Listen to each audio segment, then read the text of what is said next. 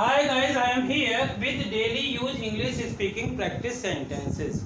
These are very common sentences which we use in our daily life. इसी प्रकार के sentence हम अपने डेली लाइफ में यूज करते हैं.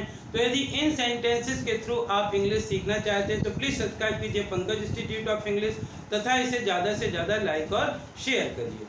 शुरू करते हैं आज के वाक्य.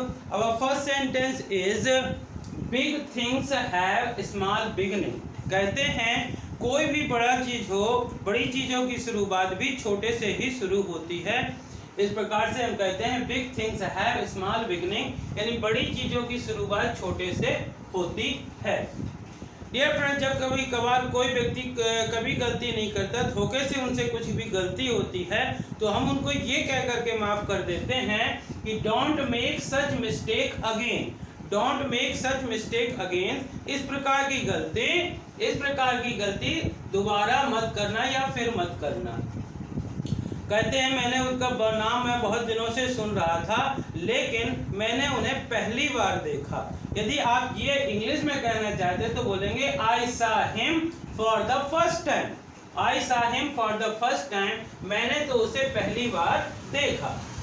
कभी कभी हम अपने माइंड में कुछ मिस चीज बैठा लेते हैं, गलत चीज़ें बैठा लेते हैं और जब लोगों को समझ में आती है तो इस प्रकार से कहते हैं कि take out this thing from your mind. इस अपने दिमाग से इस चीज़ को निकाल दो. जैसे कई स्टूडेंट्स बोलते हैं कि यदि हम एग्जाम में कॉपी में कुछ भी लिख दें तो हम पास हो जाएंगे. यही गलत चीज़ जो माइंड में बैठाए थे, ऐसे ही लोगों को बोलते हैं take out this thing from your mind. या फ्रेंड्स, जब कोई गरीबी से मेहनत करके बहुत धनी बनता है तो वो कहता है कि I still remember those days. I still remember those days. वो दिन मुझे आज भी याद हैं. इस प्रकार से लोग यूज करते हैं.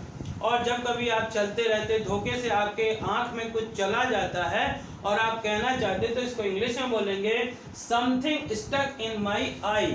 Something stuck in my eye. मेरी आंख में कुछ चला गया. मेरी आंख में कुछ चला गया. Something stuck in my eye. He can be anyone. जब कहते हैं कि आपका एग्जाम कोई भी लिख सकता है, वो कोई भी हो सकता है, तो इसको बोलेंगे ही कैन बी एनीवन. वह कोई भी हो सकता है. Gate me out of it. कभी कभार आप ऐसी प्रॉब्लम में से फंस जाते हैं कि दूसरे से कहते हैं कि मुझे इस समस्या से निकालो, तो इसको इंग्लिश में बोलेंगे get me out of it. Get me out of it. मुझे इससे निकालो. If something happens to her. कभी कभार आप किसी व्यक्ति को अपने साथ ले जाते हैं और लोग उसकी जिम्मेवारी बताते हुए बोलते हैं कि यदि उसे कुछ होता है तो इसको इंग्लिश में बोलेंगे if something happens to her. यदि उसे कुछ भी होता है. I will never forgive you.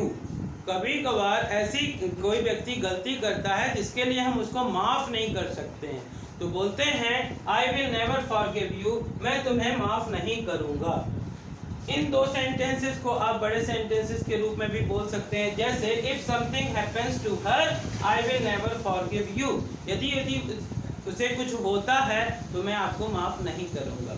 So dear friend, if you practice these sentences again and again by reading, by writing or by listening, then you can also speak English fluently. तो dear friends, I hope कि आपको इस प्रकार का ये sentence पसंद आए होंगे.